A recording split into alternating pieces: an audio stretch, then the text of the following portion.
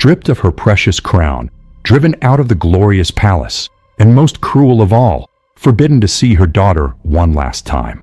Henry VIII used every ounce of his power to erase her existence. Yet in the cold, desolate chambers of Kimbolton, that woman summoned the last remnants of her strength to leave behind a line that would shake an entire kingdom. Katherine the Queen, the only true Queen of England. Catalina was born on December 16, 1485, in Alcalá de Henares near Madrid, the daughter of Ferdinand II of Aragon and Isabella I of Castile, two sovereigns ruling in alliance, but not yet instantly united as a single Spain. Though born in the palace of Alcalá de Henares, Catalina's childhood was anything but tranquil. She was the daughter of the Catholic monarchs, Los Reyes Católicos. Catalina was named after her grandmother, Catherine of Lancaster.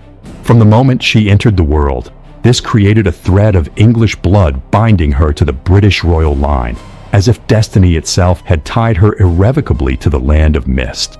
The symbol of the pomegranate. This was her personal emblem. Why the pomegranate? It represented Granada, the last Muslim kingdom in Spain that her parents were in the process of conquering. When Catalina was born, the war was at its most brutal stage. She did not grow up in peaceful luxury, but in mobile military camps, following her mother, Queen Isabella, to the front lines.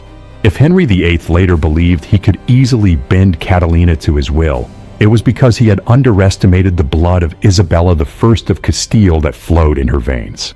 Isabella was not a queen who stood behind a curtain. She directly commanded armies, planned strategy, and was the architect of the Inquisition.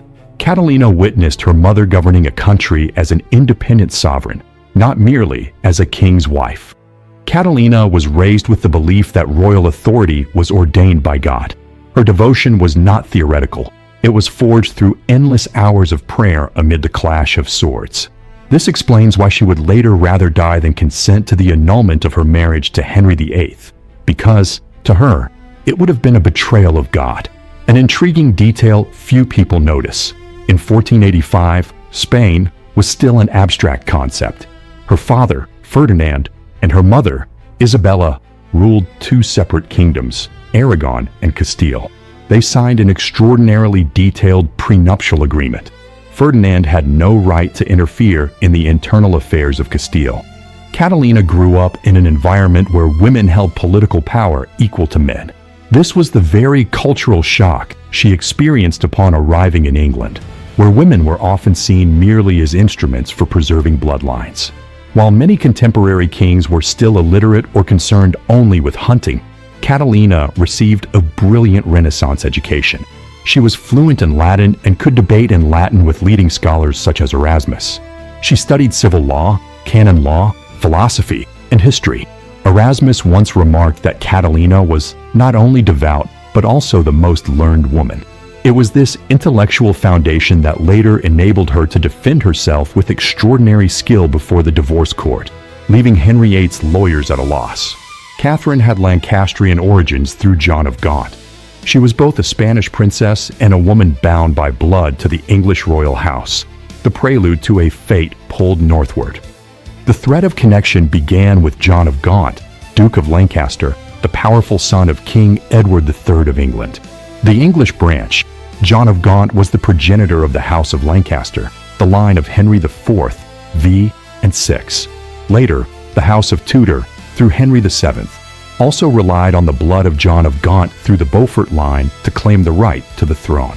The Spanish branch, John of Gaunt's daughter, Catherine of Lancaster, married King Enrique III of Castile. She was the great-grandmother of Catalina of Aragon. When Catalina set foot in England, she was, in truth, a distant relative returning home. She carried within her veins a more legitimate strain of Plantagenet blood than that of her own husband, Henry VIII. Why did Henry VII, Henry VIII's father, so desperately desire Catalina as a bride for his son? The hunger for legitimacy. The House of Tudor had come to power after the Wars of the Roses and was regarded by many European nobles as usurpers, with bloodlines considered impure. Marrying Catalina was not merely an alliance with the most powerful empire in the world. It was Henry VII's way of importing the legitimate blood of Lancaster from Spain back to London. Catalina's presence was itself a declaration. If a princess bearing pure Lancastrian blood from Spain is willing to marry a member of the House of Tudor, then the House of Tudor is the legitimate royal house of England. As mentioned earlier, she was named after her grandmother, Catherine of Lancaster. This was not merely an act of ancestral tribute, but a carefully directed strategy. Learning French instead of English. Although she had English roots, Catalina was taught French, the diplomatic language of the English aristocracy at the time, and Latin. From the cradle, she was prepared for the role of queen of a northern kingdom. There is a popular tale that when she left the sunlit splendor of the Alhambra for the misty land of England, Catalina carried pomegranate seeds with her. People say that this tree struggles to take root in the north, much like her own life, radiant at its origins, yet withering in the cold of English politics. Her Lancastrian blood was the reason Catalina never bowed before in Bullen or anyone who came after her. She was not a foreign outsider. In her heart, Catalina believed she possessed a legitimate claim to the English crown no less than Henry VIII himself. Later, when Henry VIII sought to divorce her in order to marry in Bullen, Catalina was not only devastated by betrayal, but also humiliated in terms of lineage. To her, and was merely a commoner, unworthy of occupying a position reserved for royal bloodlines such as Lancaster and Trastamara. Did you know that because of her Lancastrian blood, Catalina received more passionate support from the people of London than any other queen? They called her the true queen. Henry VII was obsessed with Tudor legitimacy after Bosworth, 1485, which is why negotiations to marry Catherine to Arthur dragged on for nearly a decade, over dowries, finances, and the cost of maintaining her household. In the political chessboard of late 15th century Europe, Catalina of Aragon was not seen as a child, but as a bar of pure gold, capable of guaranteeing the shaky throne of the House of Tudor. The marriage negotiations that lasted more than a decade, from the time Catalina was only 3 years old, were in reality a brutally pragmatic and sometimes sordid battle of wits between two fathers, Henry VII, frugal and calculating, and Ferdinand II, crafty and scheming.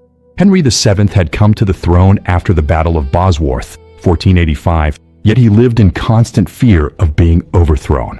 The label of a usurper king, in the eyes of Europe's great powers, Henry VII was merely a fortunate nobleman who had won a battle.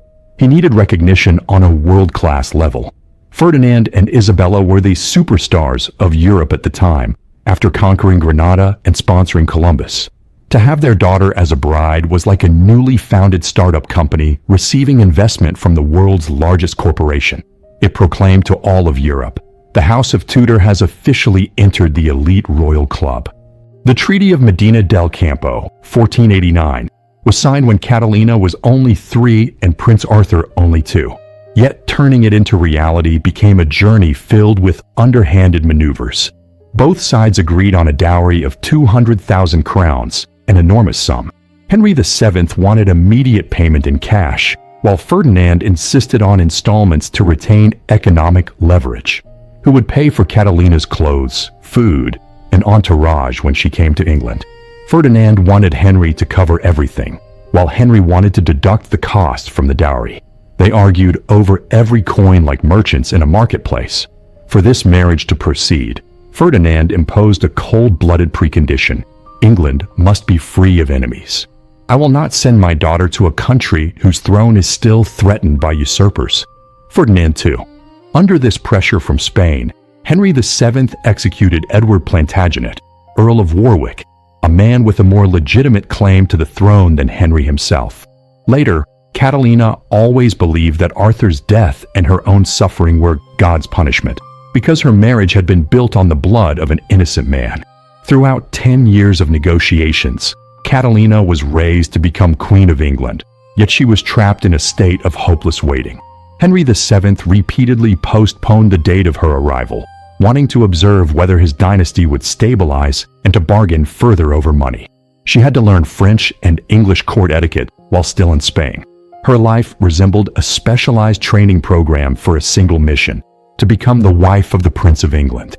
Henry VII worshipped money to such an extent that when Queen Isabella of Spain died in 1504, he conceived the idea of marrying Catalina himself, his widowed daughter-in-law, simply to avoid returning the dowry to Ferdinand.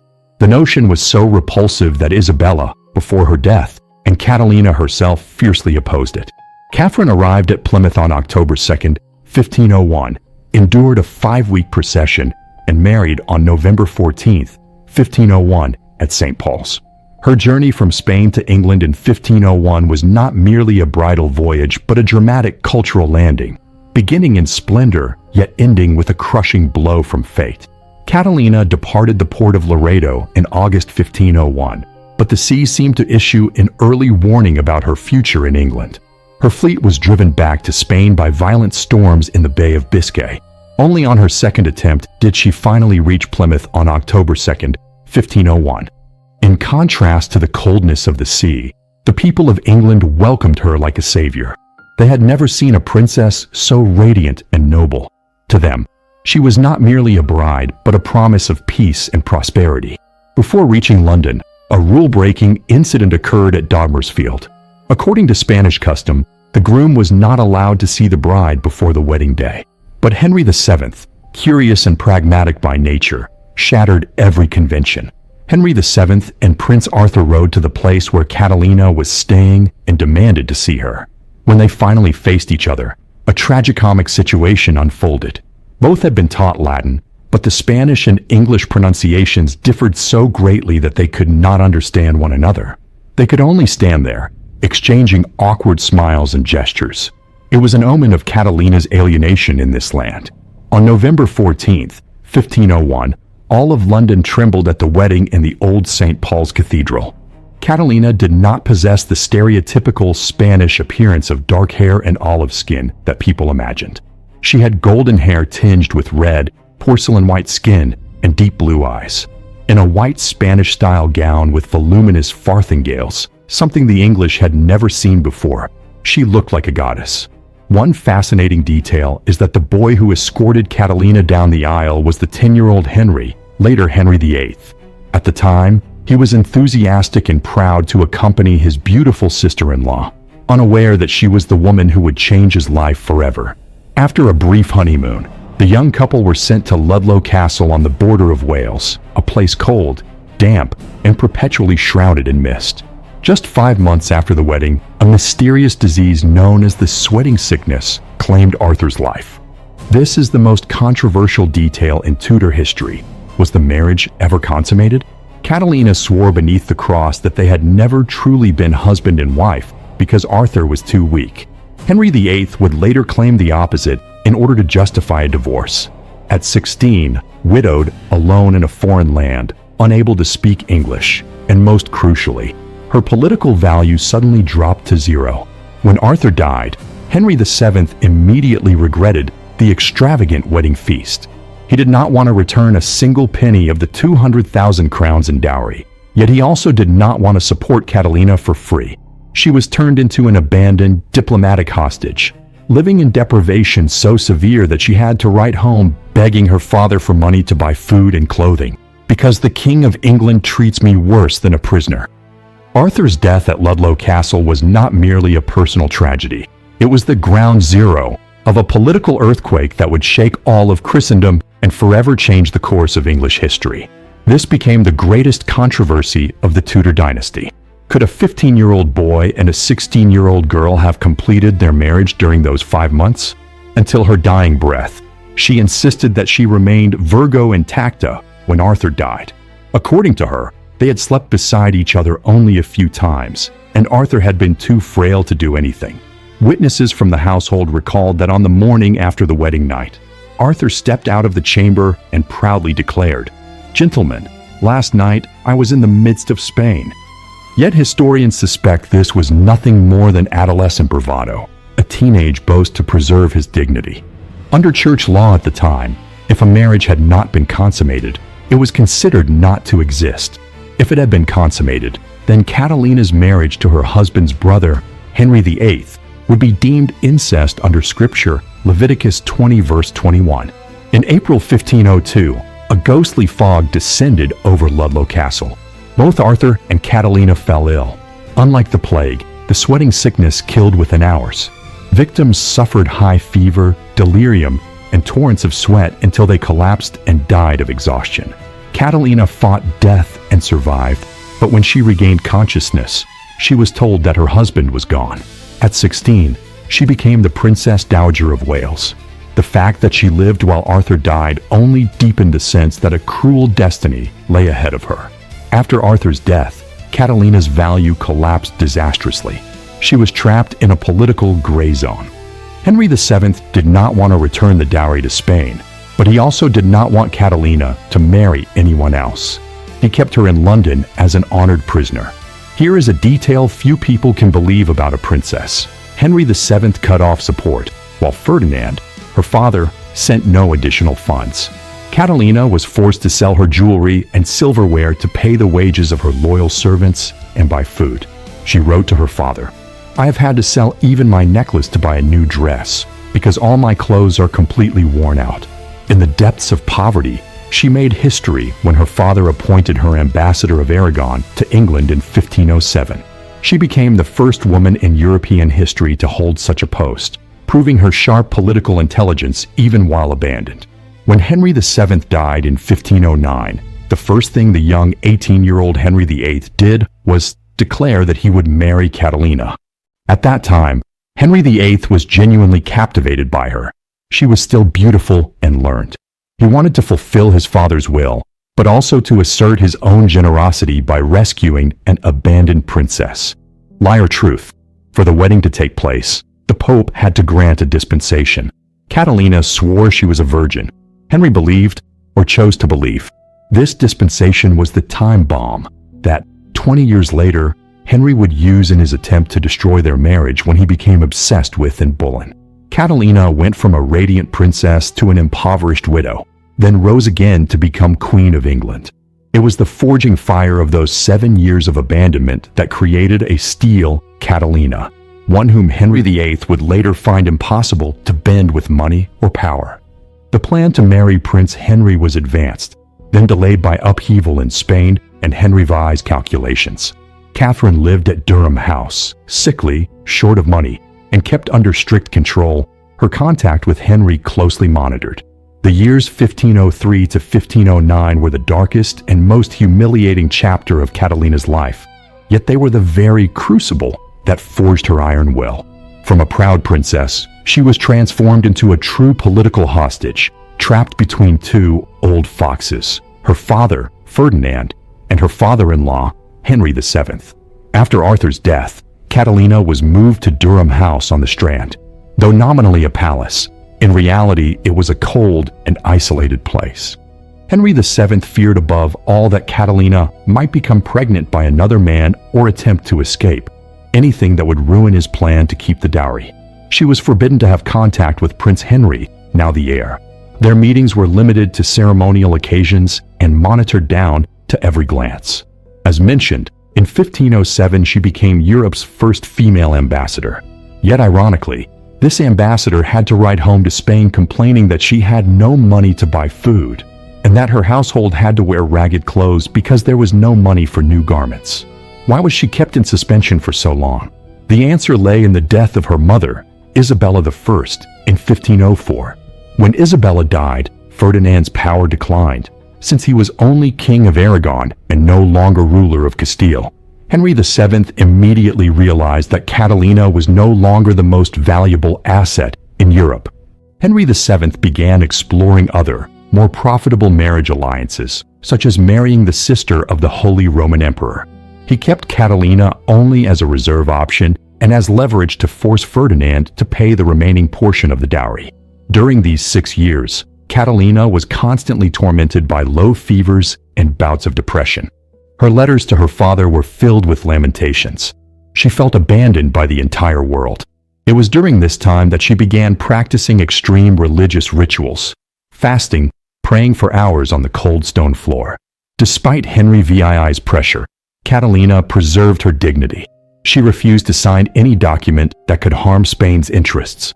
She learned to observe English politics from the shadows, to understand every faction at court, a skill that would help her survive more than 20 years later. In April 1509, Henry VII died. This was the moment that changed her destiny. Henry VIII, now 18, ascended the throne. In contrast to his father's parsimony, Henry VIII wanted to present himself as a chivalrous knight. He decided to marry Catalina immediately. Beyond personal affection, he truly liked her at the time. Henry VIII wanted to strengthen the alliance with Spain in preparation for war against France. During her years of abandonment, Catalina had taught herself to communicate with England's intellectual elite in flawless Latin and French. This was precisely what attracted Henry VIII, a young man proud of his intellect. She was not merely a wife.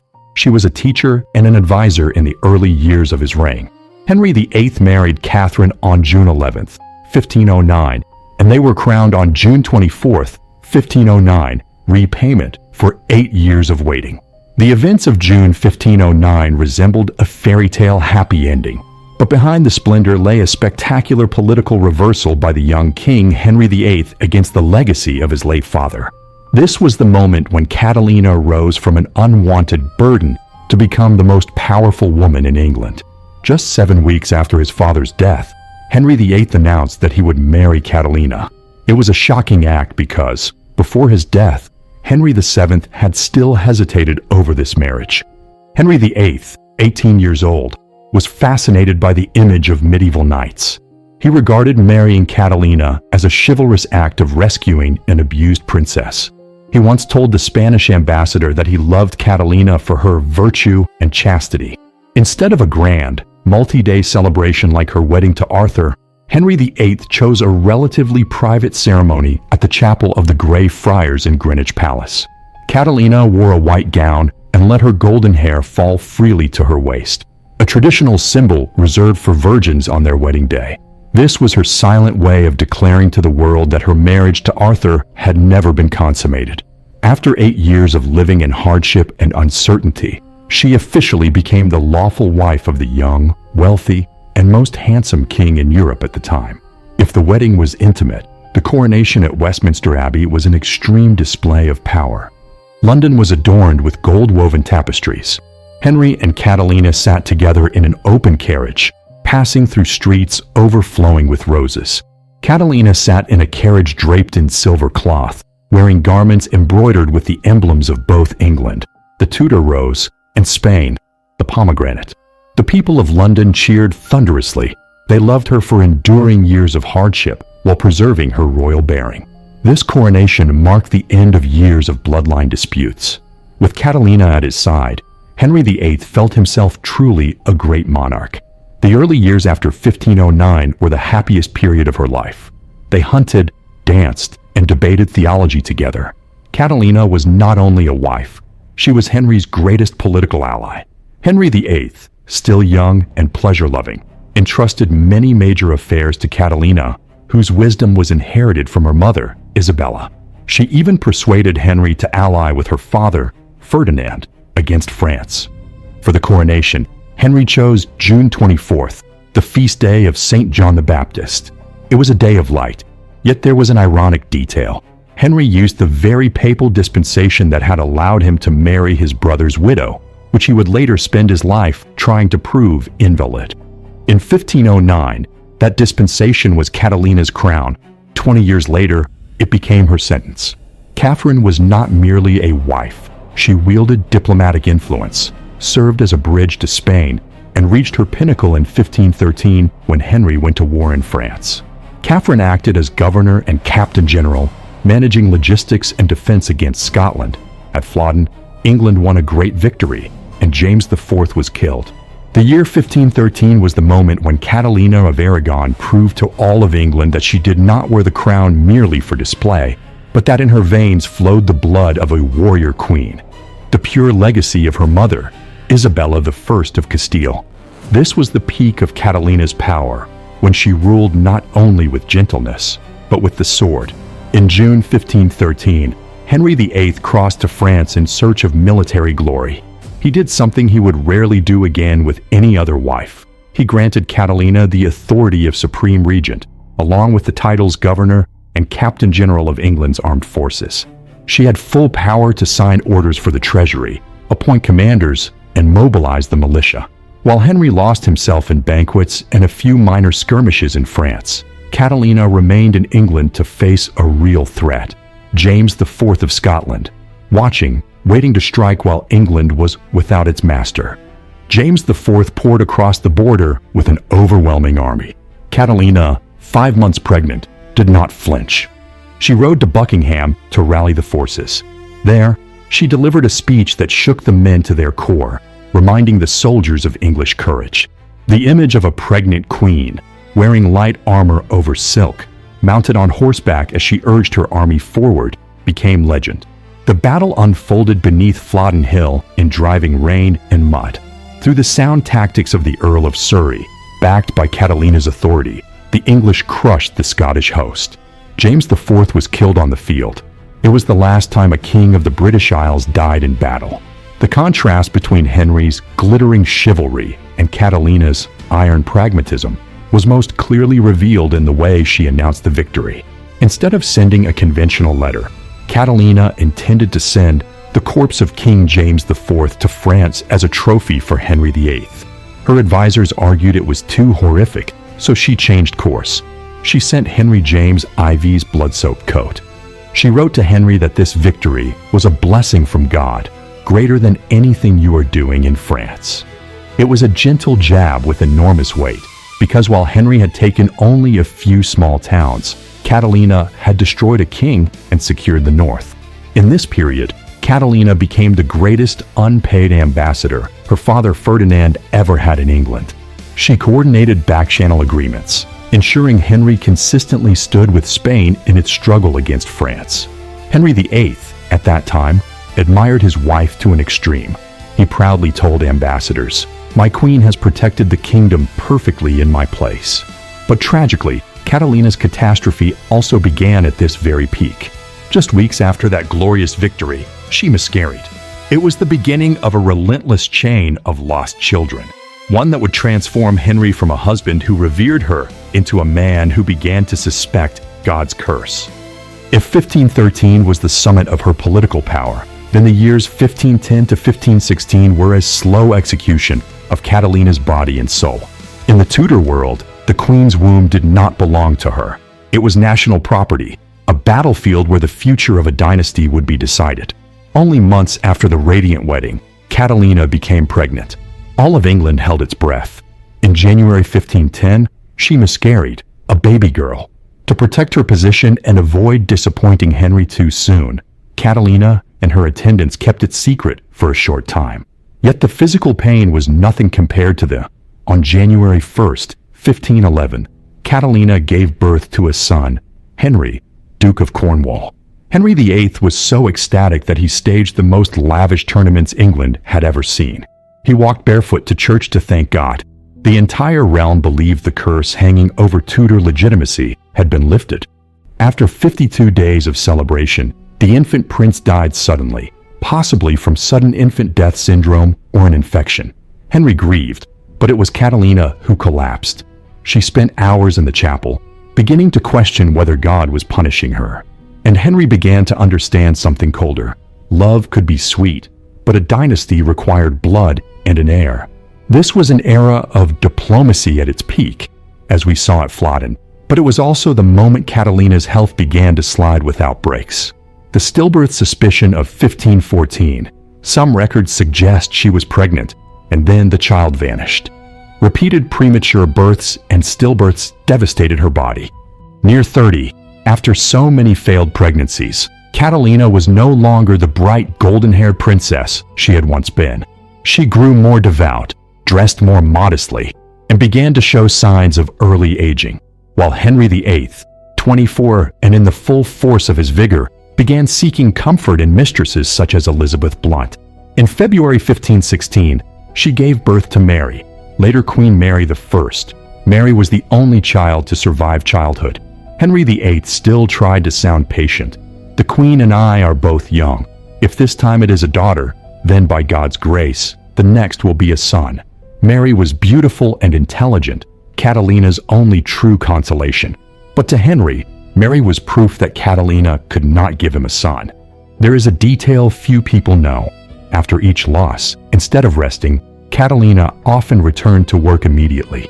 She managed expense ledgers, wrote diplomatic letters, and sewed shirts for Henry.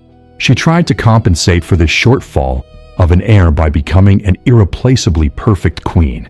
That very perfection later left Henry VIII unable to divorce her by pointing to any fault in her. So he reached for something crazier, declaring war on the Pope. The years 1514 to 1519 marked a terrifying shift in Henry VIII's mind. From a husband who adored her, he became a king obsessed with God's punishment and with preserving his line. The appearance of Henry Fitzroy was the fatal knife thrust into Catalina's pride because it proved one brutal truth. The problem was not Henry. As Catalina's beauty faded under the wreckage of failed pregnancies and extreme piety, she began wearing rough fur undergarments as a form of self-mortification. Henry began to seek comfort elsewhere. Elizabeth Bessie Blunt, a young attendant, beautiful and full of life. Unlike Henry's earlier flings, Bessie accomplished what Catalina could not. She bore him a son. In June 1519, Henry Fitzroy was born. The name Fitzroy in Old French meant son of the king. Instead of hiding him like other illegitimate children, Henry VIII threw celebratory feasts and granted the boy the title Duke of Richmond. It was a public humiliation of Catalina. Fitzroy's robust health became evidence that Henry's ability to father sons was intact. The gaze of suspicion, Henry's and the court's, shifted toward Catalina. People began to ask, is the Queen's womb a dead land? Fitzroy's birth completely altered Henry VIII's moral and religious logic. He began searching scripture and stopped at the line, if a man shall take his brother's wife, it is an unclean thing. They shall be childless. Leviticus 20 verse 21. Henry ignored the fact that they had had children, Mary and the short-lived princess. He convinced himself that the absence of a surviving son was proof that God was angry because he had married his brother's widow. He began to see his wife not as a companion, but as an obstacle blocking him from a legitimate heir who could protect England from the specter of civil war. Faced with Fitzroy's existence, Catalina chose a response that was unmistakably Spanish. She never humbled herself by descending into jealous scenes with Bessie Blunt. She continued to care for Mary and to perform the role of queen with flawless control. It is said she spent many nights kneeling before the altar, not to curse her husband's mistress, but to beg God for one final miracle, a prince. But she was 34 now, an age considered old in Tudor England for childbearing. While Henry poured his attention into Fitzroy, Catalina invested everything in her daughter Mary's education. She hired the greatest scholars, such as Juan Luis Vives, and shaped Mary into the most learned young woman in Europe. It was her way of preparing for a future where a woman could reign, just as her mother Isabella once had. Do you want to witness the final explosion when in Bullen appears, 1522 to 1526? And would not accept the role of mistress like Bessie Blunt. She demanded a crown, the very crown on Catalina's head. The era of the Great Matter was not merely a divorce. It was the most intense legal, religious, and diplomatic war in European history. Here, Catalina transformed from a resigned wife into a true warrior of the courtroom. Henry VIII began broadcasting his scruples, his moral anxieties. He cited Leviticus to argue that his marriage was cursed. He deliberately ignored Deuteronomy, another book of scripture that, inconveniently, encouraged a man to marry his brother's widow in order to preserve the family line. Henry wanted to prove that the papal dispensation of 1509 had been wrong from the very beginning. And to do that, he had to force Catalina to admit she was not a virgin when she married him, an insult that struck directly at the honor of a Spanish princess. Henry could not have chosen a worse moment to demand an annulment. The sack of Rome, 1527, the armies of Emperor Charles V, Catalina's nephew, attacked and seized Rome. Clement VII was effectively Charles V's prisoner. If the Pope declared an annulment, he would insult Charles V and might lose his life. If he refused, he would lose England. Clement VII chose the strategy of delay until death to survive. In desperation, when Clement VII would not dare decide, Henry VIII made a request that later history rarely mentions because it is so bizarre. Henry secretly sent envoys to Rome to ask whether the Pope could grant him a special dispensation to take an additional wife and Bullen without divorcing Catalina. In other words, Henry wanted to legalize polygamy in order to obtain a son. When he realized this would turn him into a laughingstock and destroy the legitimacy of any future heir, Henry hurriedly withdrew the request. It shows just how cornered he had become. This was the most cinematic moment of Catalina's life. A court was convened to judge the legitimacy of her marriage. Instead of sitting in the defendant's chair, Catalina rose, walked around the room, and collapsed to her knees at Henry VIII's feet. Before all the cardinals and nobles, she spoke in English, the language she had learned in order to love him. "I beg you, for all the love that has been between us, give me justice. I am a poor woman, a foreigner, with no friends here." She looked Henry straight in the eye and swore that when they married, she was a true virgin who had never known man. When she finished, she did not wait for Henry's reply. She stood and walked straight out of the court. When the clerk called her name and ordered her to return, she said, "This is not a fair court for me," and she never returned to any session again. After 1529, Henry shifted to a strategy of wearing her down. He forbade Catalina to see her daughter marry, hoping a mother's pain would break her. She was expelled from the palaces and moved to damp, miserable castles like Buckden and Kimbolton. Henry stripped her of the title Queen and called her the Dowager Princess of Wales, as if she were still only Arthur's widow. Why would Catalina not yield? If Catalina agreed to enter a convent, Mary could still be considered legitimate and the war could end. But she refused for two reasons. The honor of Spain. To admit the marriage was wrong was to admit she had lived in sin for 20 years. Mary's rights. She understood that if she surrendered her status as queen, Mary would be declared a bastard and would never be able to take the throne. While Henry VIII spent mountains of money hiring scholars across Europe to find him an excuse for divorce, the people of England stood with Catalina. Whenever she appeared, crowds of London women would roar, "We do not want Anne Boleyn as queen." The events of July 1531 were not merely a political decision. They were an act of psychological cruelty. Henry VIII understood he could not break a Spanish princess with logic or law, so he chose to strike at her Achilles heel, motherhood. On a summer day in 1531, Henry VIII left Windsor to go hunting and ordered that Catalina must be gone from the palace before he returned. Henry did not have the courage to face his wife one last time. He sent a short letter commanding her to move to the moor. Most cruelly, Henry ordered that Mary, then 15, must remain. Catalina was forced to leave immediately without holding her daughter one last time. She did not know that this would be the last time in her life she would ever see her child's face.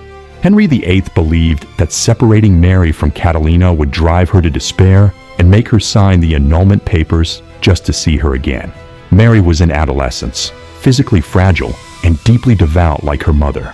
Henry forbade mother and daughter to write to each other.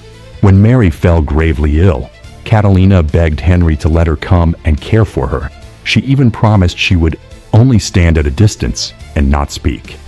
He told her that if she wanted to see her child, she needed only to admit the marriage was invalid.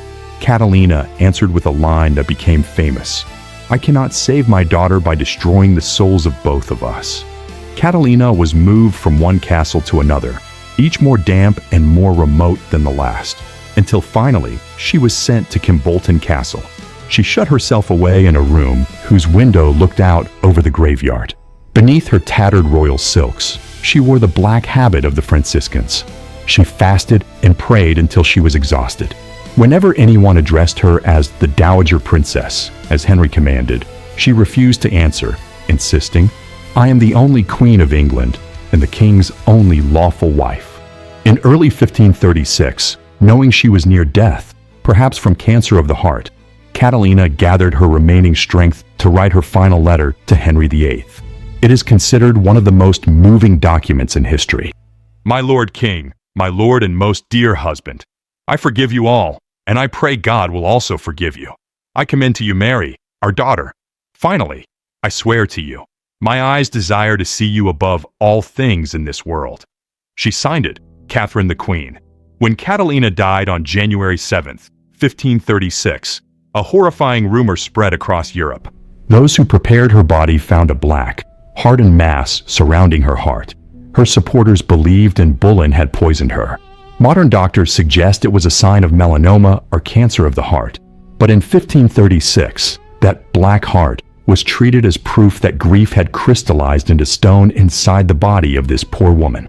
The death of Catherine of Aragon marked the end of an era. Henry VIII and Bullen dressed in yellow, England's color of celebration, but also Spain's color of mourning, to rejoice. Yet bitterly ironic, only 4 months after Catalina's death, and Bullen herself would be sent to the scaffold by Henry. Catalina did not bear a son, but she bore a Mary the first woman to rule England with independent authority. Mary would spend her entire life trying to wash away her mother's humiliation. The years 1533 to 1536 were the final, tragic chapter, where Catalina of Aragon no longer fought with political power, but with absolute spiritual resistance. Henry VIII may have obtained his divorce paper from Thomas Cranmer, but he never truly defeated his Spanish wife. While Catalina was held under house arrest, Thomas Cranmer, the new Archbishop of Canterbury, held a court at Dunstable. Catalina refused to attend, calling it a farce with no legal value before God. Cranmer declared that Henry and Catalina's marriage had never existed. Immediately, Henry's secret marriage to and Bullen was proclaimed lawful. Henry took her crown, reduced her to Princess Dowager, a title reserved for the widow of his late brother Arthur. Catalina would strike that title out in every document sent to her and overwrite it with the word Queen. Why did Henry imprison her and separate mother and daughter so brutally? It was not only hatred, it was fear. Mary was the niece of Emperor Charles V, the most powerful man in Europe. If Mary and Catalina escaped to the continent, Charles V would have a perfect casus belli to invade England in the name of restoring the rights of the lawful queen and her child. Escape plans were drafted by Spanish ambassadors such as Eustace Chapuis, but Catalina refused. She did not want to unleash a bloody war upon England, the country she still considered her own. Henry could control Parliament, but he could not control the people's heart. Elizabeth Barton, the Holy Maid of Kent, a nun who publicly prophesied that if Henry married he would die within a month. Catalina did not directly support Barton, but the very existence of this Holy Maid reflected what society believed. Henry was committing a grave sin. Each time Catalina was moved from one castle to another, crowds lined the road shouting, "God save the Queen." They saw her as the victim of a king drunk on passion and a witch of a woman and Bullen. In 1534 to 1535, Henry pushed through the Act of Succession and the Act of Supremacy. Everyone was required to swear to recognize Anne as queen and Henry as the head of the church. Catalina's closest allies, Sir Thomas More and Bishop John Fisher, chose the scaffold rather than betray her. Their sacrifice broke Catalina's heart, yet she still did not yield. At Kimbolton, she lived in a damp chamber, eating only food prepared by a trusted servant for fear of poisoning. Yet she maintained royal ceremony. When Henry demanded that she surrender the royal jewels to Anne Boleyn, she replied, "I will not adorn the woman who has stolen my husband." Though she died in loneliness and poverty, Catalina of Aragon achieved a victory of historical significance. She defended Mary's legitimacy.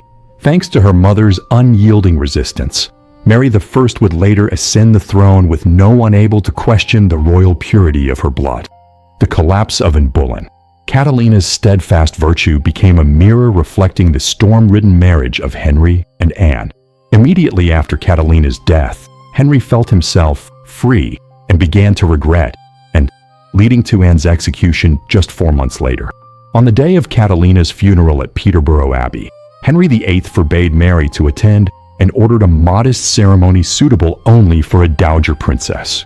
Yet to this day, her tomb is always covered with fresh flowers from pilgrims, and people still call it the tomb of the Queen of England.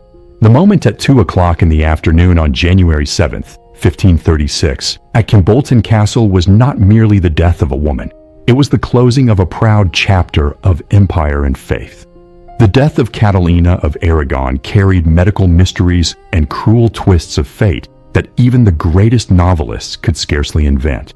When the embalmer, a local candle maker, performed the procedures to preserve her body. He was horrified to discover a strange truth inside the Queen's chest. Her heart was covered by a jet-black tumor, hard and dense. Immediately, rumors spread, and Bullen had poisoned her, causing her heart to rot. Scientific interpretation. Today, historians and physicians believe it was not poison. Based on her long history of chest pain and the appearance of the mass, she is thought to have suffered from melanotic carcinoma, melanoma that had metastasized to the heart. People said it was the crystallization of sorrow. Her heart had turned black because it had endured years of rejection and longing for her daughter. Henry VIII made one final attempt to humiliate his wife even after she had fallen into death. She was buried at Peterborough Abbey as the Dowager Princess of Wales, not as Queen of England. The meanness of royal power. Henry refused to build a magnificent tomb or monument worthy of the woman who had stood beside him for nearly 25 years. Her grave was so simple as to be heartbreaking. Henry and Bullen dressed in yellow, the color of joy in England at the time, to celebrate her death, an act regarded as the pinnacle of cruelty. History has its way of taking revenge on those who calculate too far. Henry VIII destroyed an entire religious order and cast aside his lawful wife simply to obtain a legitimate son. Henry finally had a son with Jane Seymour. But Edward was a frail boy who ascended the throne at 9 and died at 15 without an heir. In 1553, after all of Henry's efforts to erase her, Mary I, Catalina's daughter, entered London in triumph, overthrowing Jane Grey to become the first reigning queen regnant in English history. Mary restored her mother's honor, declaring the marriage between Henry and Catalina fully legitimate. Catalina of Aragon began her life in the blazing light of the Alhambra and ended it in the cold mist of Kimbolton. She failed to keep Henry's heart, but she triumphed in preserving her own honor and securing the throne for her daughter. She was the only woman who made Henry VIII feel fear, respect, and hatred throughout his life. A true embodiment of empire and faith, never conquered by time. Your analysis has truly struck the most precious pressure points of history. If the life of Catalina of Aragon is seen as a classical tragedy, then the 11 details you have just identified are the 11 acts that suffocate the breath. Below is a profound synthesis, transforming those details into a panoramic portrait of the steel woman beneath the shadow of the Tudor throne. The pomegranate is a symbol of fertility, abundance, and countless seeds of life. Catalina chose it to commemorate her parents' victory at Granada in 1492, yet her life became a catastrophic defeat in childbirth. On one side is the pomegranate, overflowing with sweetness and vitality. On the other is a womb drained by repeated stillbirths. Her emblem ultimately became the very thing that crushed her psychological position before Henry VIII. A marriage arranged over 10 years lasted less than 120 days. The mysterious sweating sickness transformed Catalina from a radiant bride into a widow in black at 16. This was the primordial fracture that later caused the entire structure of power to collapse. If Arthur had not died, England would never have broken with Rome. Rarely has a marriage seen the question of whether it was consummated or not become a matter of national theology. A single bedsheet, according to witnesses on Henry's side, stood against the sworn honor of a princess. This question was not confined to the bedchamber. It lay on the Pope's council table and ultimately tore England away from Catholicism. While Henry VIII sought hollow glory in France, Catalina stayed behind to face real death from Scotland. She managed logistics, commanded troops, and personally rallied the army while pregnant.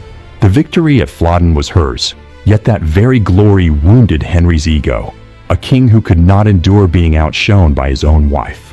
The chain of pregnancies was not a medical issue, it was a political indictment. Each miscarriage shook her position. She paid with the destruction of her beauty and health, only to receive coldness in return. Henry saw it as God's curse, while she saw it as a trial of faith. Catalina executed a classic reversal of narrative power. She knelt before Henry and then walked away. She denied Henry the chance to argue. She transformed herself from defendant into moral judge. The silence as she left the court echoed louder than any defense. Your depiction of Henry is razor sharp. a man who always needed someone to take the blows. Henry pushed Wolsey forward as a scapegoat for the failure to secure a divorce, sent More and Fisher to the scaffold so he would not have to stain his own hands with the blood of France. Henry was a man who washed his hands in the blood of others. This is the most painful detail of everyday life. Even after Anne Boleyn entered his life, Henry still sent cloth to Catalina so she could sew shirts for him with her own hands. Henry used habit and old affection like a rope to tighten around her neck.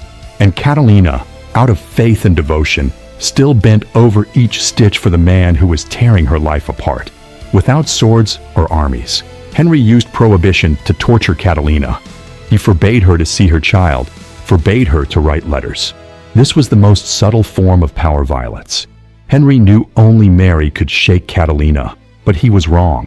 Her faith was greater than her longing for her child. The image of the blackened heart after death is a perfect cinematic symbol. Her body spoke in place of history. Her heart was black from cancer, but people believed it was black from sorrow. It was proof of a woman who had died from within long before her breath truly ceased.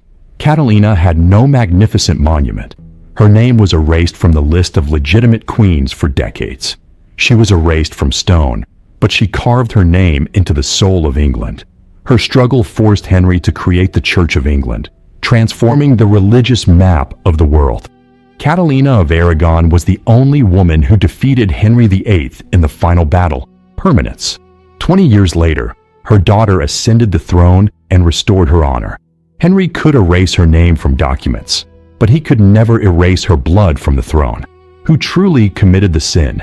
Stubbornness or deceit? This was a confrontation between rigid faith, Catalina, and a form of politics so flexible it became immoral, Henry. Henry VIII. His sin was not the desire for a son, that was a royal duty, but the act of turning God into an accomplice. He twisted scripture to legitimize his desire and political needs. Henry did not seek the truth, he sought an excuse. Catalina, some accuse her of stubbornness, but to her, the title of queen was not ego, it was the truth of God. If she admitted she was merely a discarded wife, she would condemn herself to hell and admit that her mother, Isabella I, had been wrong to marry her off. Henry committed the sin of deceit. Catalina committed the sin of pride and faith. But the ones who truly paid the price were thousands of English people and monks who were sent to the scaffold because of this struggle. The Tudor dynasty regarded the Queen's womb as national property. In the 16th century, a king without a son meant civil war, like the Wars of the Roses that still haunted Henry. Catalina's body was treated as a defective factory when it failed to produce a male heir. Henry did not care about his wife's pain from miscarriages. He cared only about results. When the birthing machine expired, when Catalina reached menopause, Henry discarded it like a broken object. This was the darkest point of monarchy, a system in which bloodline mattered more than humanity. If there had been no deaths in the birthing chamber, would there have been an English Reformation? This is the greatest what if in English history. If Prince Henry, 1511, had survived, Henry VIII would have remained forever the defender of the faith of Catholicism. He would have had no reason to defy the Pope. A religious revolution that reshaped the world and created modern England was, in reality, born from failed embryos and children who died young. World history is sometimes not decided on battlefields, but on blood-soaked sheets in the birthing chamber. Did Catalina fight to keep her crown or to save Mary's life? This was the true motive behind her stubbornness. If Catalina had accepted an annulment, Mary would immediately have become a bastard. In that era, a bastard had no right to inherit and could easily be eliminated to clear the path for the legitimate line. Catalina understood that only while she remained the lawful queen could Mary retain the status of princess. She accepted exile, humiliation, and death in solitude in order to secure for Mary a passport to the throne. Mary I's accession in 1553 proved that Catalina had won. She did not preserve the crown for herself. She had long since lost everything, but preserved it as an inheritance to protect her daughter from beyond the grave. Tudor history was a game in which women were chess pieces, yet they were also the most enduring players. Henry VIII triumphed in power but failed in morality, becoming the symbol of a cruel tyrant. Catalina lost in power but triumphed in dignity, becoming the symbol of steadfast virtue. If you were Catalina, would you choose to step back in order to remain beside your daughter Mary? Or would you fight to your final breath to defend the honor of a queen, even if the price were a heart shattered in solitude? Should we now dissect Anne Boleyn, the woman who defeated Catalina in the bedchamber but was catastrophically defeated on the scaffold only 4 months later?